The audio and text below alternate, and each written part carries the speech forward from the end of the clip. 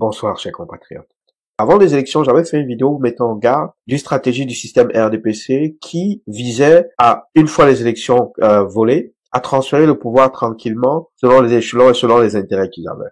Et j'avais abordé le sujet franc. Mesdames et messieurs, il sera question au cours de cette édition de la chronique de MBT de l'avenir du Cameroun, des perspectives. Nous allons parler de l'après-Biya, qui est plein d'incertitudes, ça il faut le dire. Alors, si j'ai choisi d'aborder la question de l'après-Biya, c'est par rapport à une publication de l'écrivaine franco-camerounaise Calixte Beyala qui a attiré mon attention. J'aimerais partager avec vous la publication en question. Vous me poserez sans doute la question: en quoi est-ce que une information qui est donnée par Calixte Beyala peut être crédible? Bon, c'est vrai que Calixte Beyala n'est pas journaliste comme moi. Elle est écrivaine, une écrivaine de renom. Mais la particularité avec cette dame, c'est qu'elle est très introduite dans les cercles du pouvoir, que ce soit au Cameroun, que ce soit en France. Alors quand elle donne une information comme celle qu'elle a publiée sur sa page ce jeudi 5 juin 2025, alors il faut prendre ça avec énormément de sérieux. Il faut prendre ça avec beaucoup de sérieux. Alors voici ce que Madame Calixte Beyala nous dit par rapport à ce qui se prépare après Paul Biya. Tout s'est décrété en Vomeka, lors de la visite de certains hauts responsables européens qui ont rencontré Paul Biya.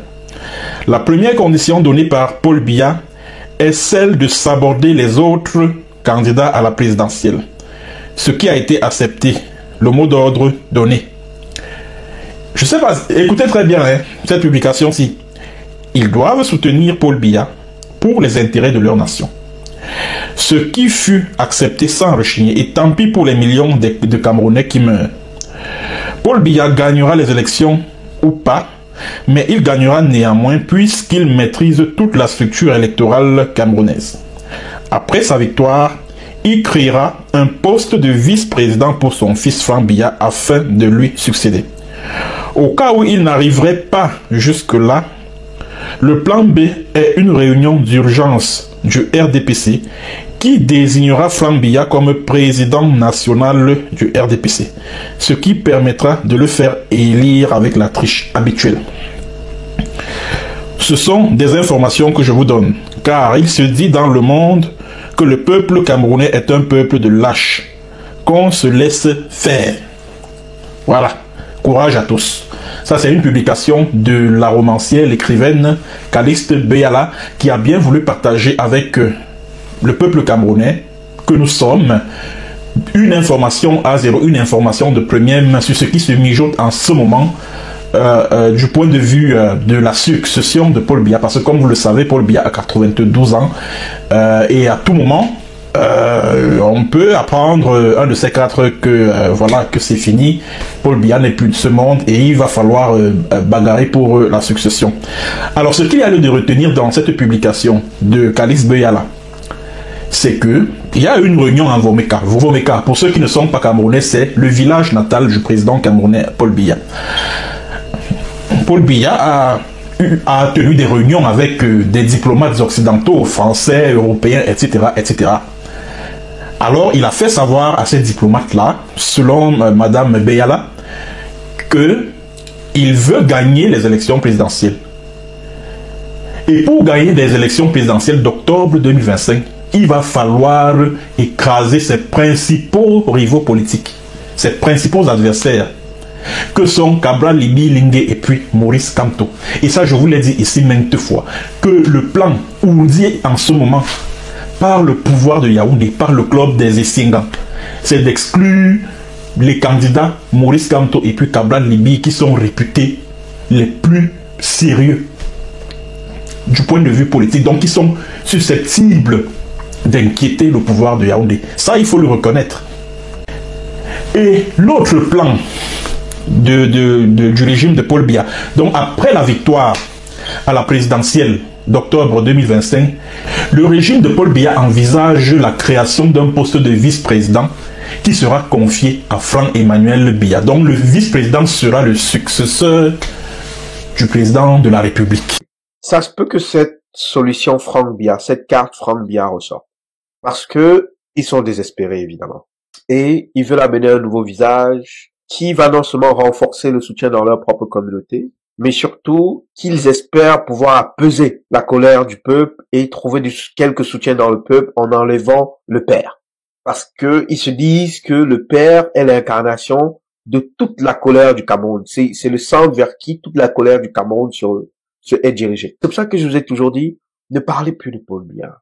C'est le système RDPC qui est notre problème au Cameroun. Et Franck, s'ils sortent la carte Franck, ils vont commettre 2 erreurs. Et là, je vous partage cette vidéo pour que dans leur tête même, ils commencent à s'inquiéter en fait. Je veux les déranger. Il faut pas qu'ils dorment. Je veux qu'ils comprennent que je les comprends. Il faut pas qu'ils dorment. Et surtout, je veux leur faire saisir le risque qu'ils courent pour chacune des solutions qu'ils vont mettre en place. Ainsi, ça va les bloquer. Ils vont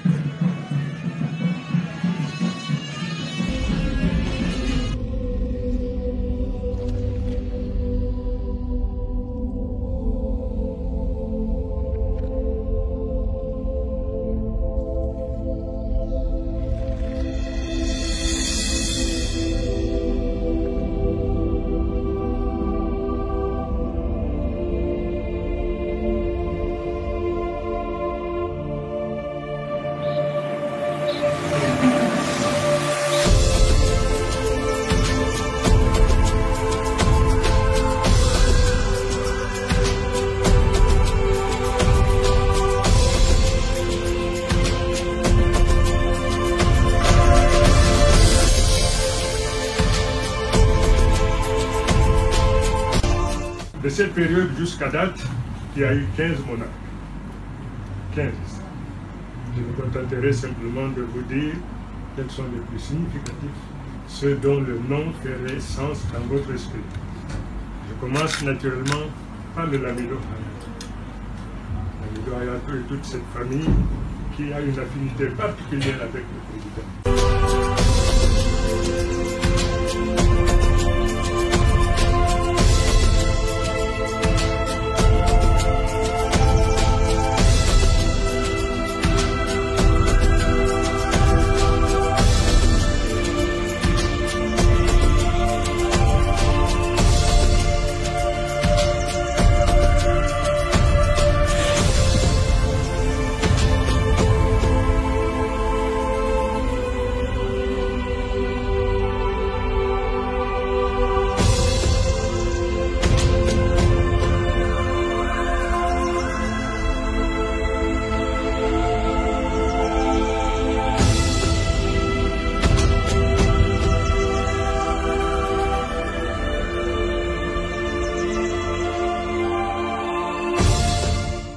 Et je crois que d'une manière générale, il est important de dire que si j'ai choisi aujourd'hui de venir ici au Lamida de Garoua, c'est bien entendu parce que je savais que je venais en famille. Et je viens en famille, je sais que je suis dans ma famille depuis que j'ai touché le sol du septentrion. Je sais que je suis en famille depuis que je suis arrivé à Garoua.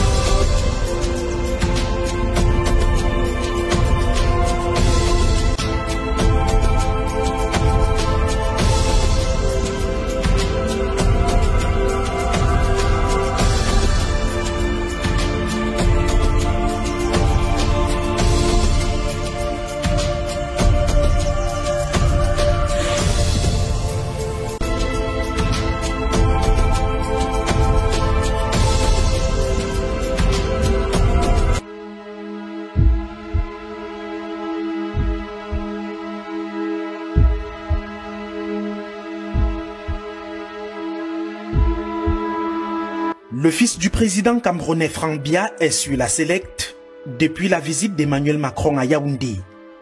Des banderoles qui le magnifient, sa posture lors de la réception au palais de l'Unité mardi ont suscité des interrogations. On n'a pas très bien compris cette prolifération de banderoles du fils du chef de l'État, M. Franck Biya, à l'annonce de la visite du président français Emmanuel Macron au Cameroun. Dieu merci, il me semble que avant l'arrivée du président français, ordre a été donné que de retirer toutes ces banderoles avec les effigies de M. Franck Biya. Parce que dites-vous très bien que nous sommes quand même dans une république, dans un État qui a ses lois et qui est organisé. Et il me semble quand même que jusqu'à date, c'est le président de la République qui est le principal hégémon du Cameroun. Il n'y a pas deux hégémons centraux en ce moment au Cameroun. Le président a quand même franchi toutes les étapes depuis qu'il est rentré au Cameroun en 62. Il connaît très bien les échelons qu'il faut franchir pour être frappé du sceau d'homme d'État.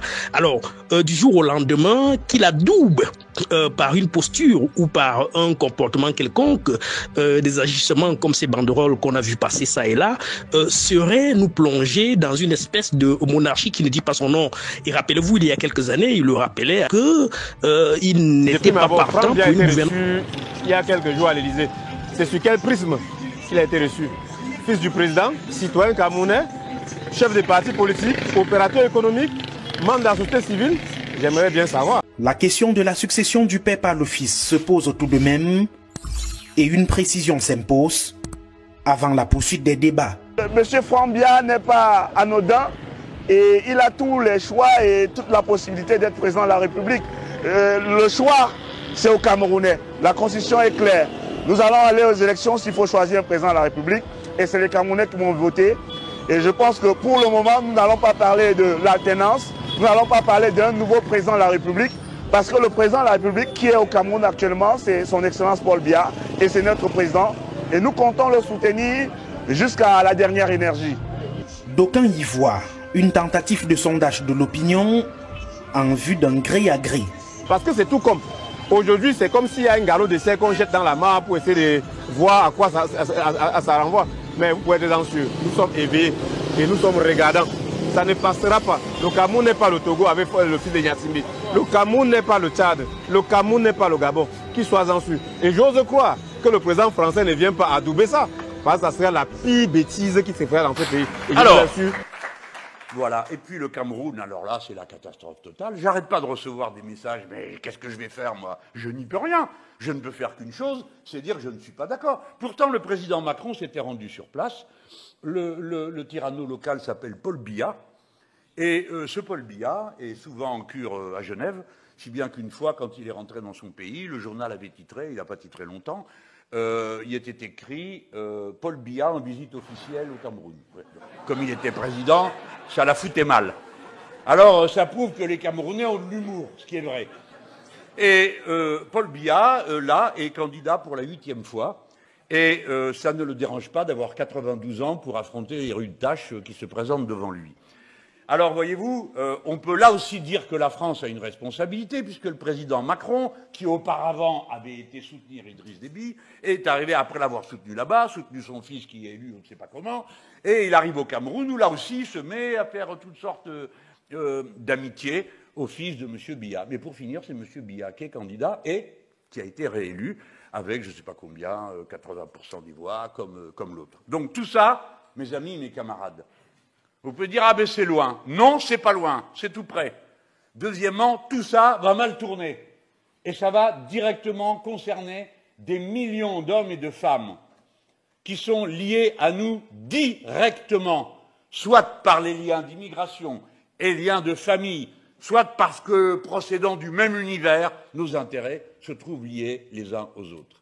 Et que si la France, entre-temps, n'a pas changé ses mauvaises manières, et si elle continue à ne traiter ces questions que comme si on était dans une sorte d'époque postcoloniale, où on continuerait à décider de tout à la place des gens, sans que la nature de la relation soit claire, ça finira encore plus mal. Depuis 2019, le mouvement franquiste met en avant les capacités de Franck Emmanuel Biya, 50 ans, à diriger le Cameroun. Sa proximité particulière avec son père, la soumission de certains responsables du régime vis-à-vis de sa personne et ses présences de plus en plus régulières aux cérémonies officielles font croire à certains qu'il serait la réponse appropriée à la question de la succession. Seul le temps nous le dira. Franck, en réalité, c'est pas une si mauvaise option. Non seulement c'est un jeune qui est très aimé, ainsi les gens par certaines communautés d'affaires étrangères, parce que c'est quelqu'un du business. Et c'est quelqu'un qui, potentiellement, pourrait être intéressant pour les puissances étrangères. C'est un petit capitaliste, qui n'a pas eu beaucoup de succès en affaires, mais quand même, il comprend le principe des affaires. Le problème avec Franck, c'est qu'il porte le nom Biya. Ça, c'est la première des choses. Et que, je peux vous l'expliquer, le nom Biya, pour le reste de l'éternité, est maudit. C'est un nom que si vous avez même, il faut le changer. C'est un nom qui, tout de suite, va être lié à celui qui nous a fait souffrir pendant plus de 43 ans. C'est comme si on vous appelait Ben Laden aujourd'hui. Allez dans les aéroports, vous allez voir que c'est dur. Donc, déjà pour ça, c'est un problème. Et c'est pour ça que les Français, les Occidentaux, selon moi, sont très réticents. Parce que le nom en lui-même est un problème.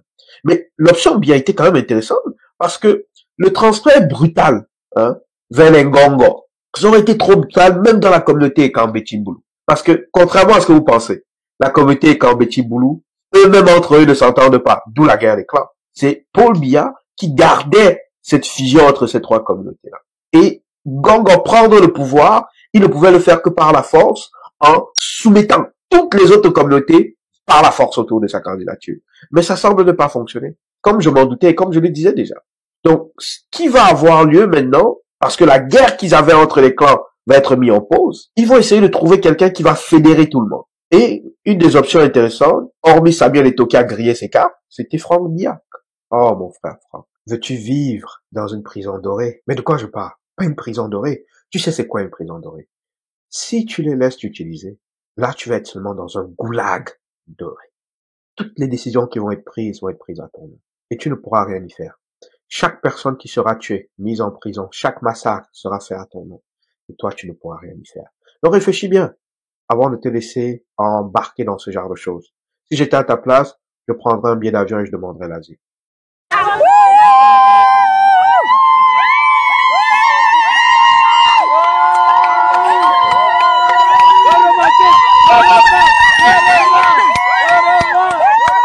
Donc, ils vont essayer de réactiver ça. Ça ne fonctionnera pas. Parce que, mes amis, je vais vous rappeler une chose. Et je vais rappeler une chose à Franck. Les rumeurs comme quoi ton père a été un des artisans responsables du décès de ta mère. Je sais que tu les as pas oubliés. Et il y a une chose que je sais aussi. C'est que quand ton père s'est remarqué, tu as été pendant plus d'une décennie banni. C'est seulement depuis 15 ans que tu es revenu dans les grâces. Mais pendant plusieurs années, tu as été mis en marge au palais. Il y avait un shift du pouvoir. Parce que Chantou, en ce moment, avait une de ses plus grandes craintes. Évidemment, comme beaucoup de mères dans la polygamie, c'est que toi, tu prennes le dessus sur ses enfants. Donc, c'est pour ça que tu l'as eu difficile. Donc, je peux vous garantir, mes chers amis et Kambeti, si vous prenez Franck, bonne chance.